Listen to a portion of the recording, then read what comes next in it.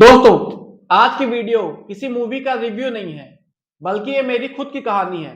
जब मैं छोटा था, तो हर जगह एक ही नाम छाया हुआ था। वो था चुलबुल पांडे। बात लगभग 2010 की है।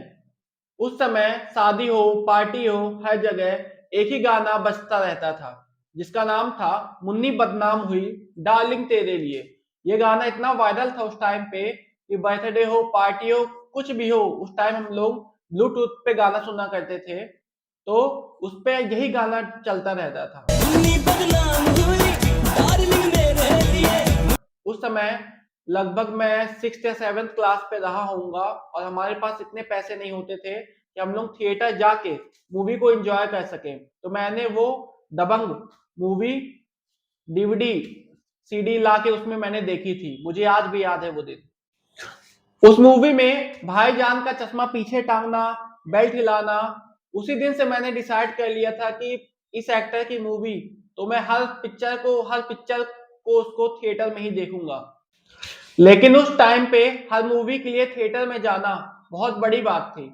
इसीलिए उनकी हर एक पिक्चर का मैं जब टीवी में प्रीमियर हुआ करता था, उस समय का वेट किया करता था कि कब टीवी में वो जी सिनेमा हो, स्टार गोल्ड हो, तब उनकी मूवीज इन चैनल्स पे आएगी। रेडी, दबंग 2, बॉडीगार्ड, ये ऐसी मूवीज थी जो मैंने टीवी पे ही देखी, और महीनों बाद इंतजार करने के बाद ये मूवी टीवीज पे आया करती थी, वो भी रात में आया करती थी। तो भाईजान की मूवी फैमिली एंटरटेनमेंट होने के साथ तो हम सारे फैमिली वाले बैठ के इन मूवी को एंजॉय किया करते थे।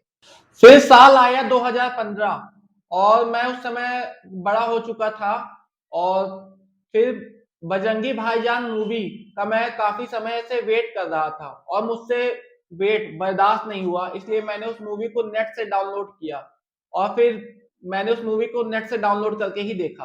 तो हम मुन्नी को खुद उसके घर छोड़कर ही आएंगे। और उस मूवी ने मुझे काफी इमोशनल किया।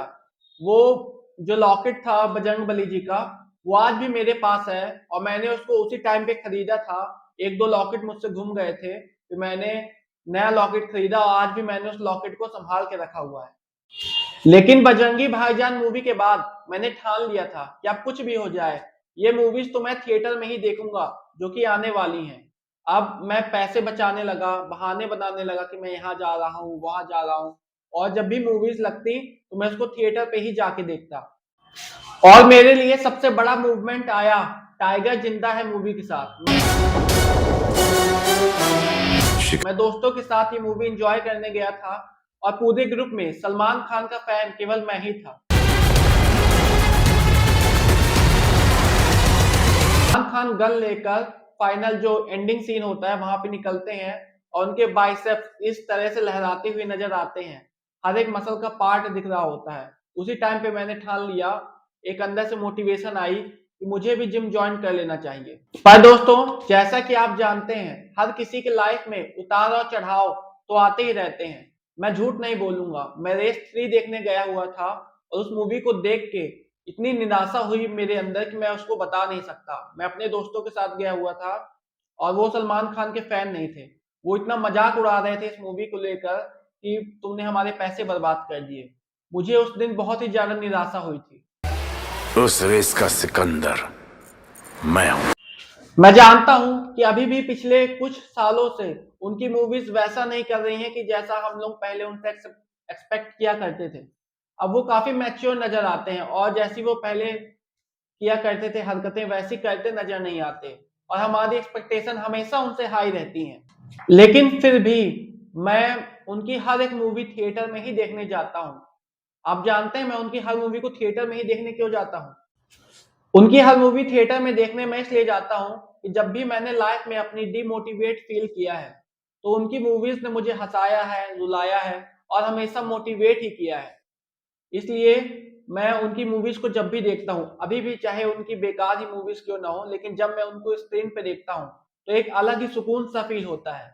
मुझे पता है कि अब वो शायद पहले जैसे डांस, पहले जैसी हरकतें ना करें, पहले जैसे मजाक ना करें, लेकिन मैं उनका उन्हीं मूवीज से दीवाना रहा हूँ। लेकिन आज भी जब इतनी ट्रोलिंग के बाद वो खुद पे काम करते हैं, वो खुद भी अभी फिर से उन्होंने जिम स्टार्ट कर दिया है, वो इतनी मेहनत करते हैं, तो कहीं ना कहीं अंदर से एक मोटिवेशन तो आता ही है।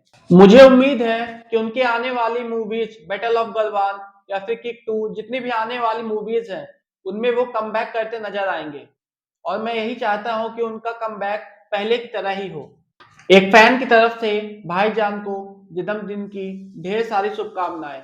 आप ऐसे ही स्क्रीन पर आते रहिए, टी शर्ट उतारते रहिए और हमें मोटिवेट करते रहिए। और अगर आप भी भाईजान के ट्रू फैन हैं तो कमेंट करके बताइएगा कि आपकी फेवरेट मूवी कौन सी है, और चैनल को सब्सक्राइब करना मत भूलिएगा।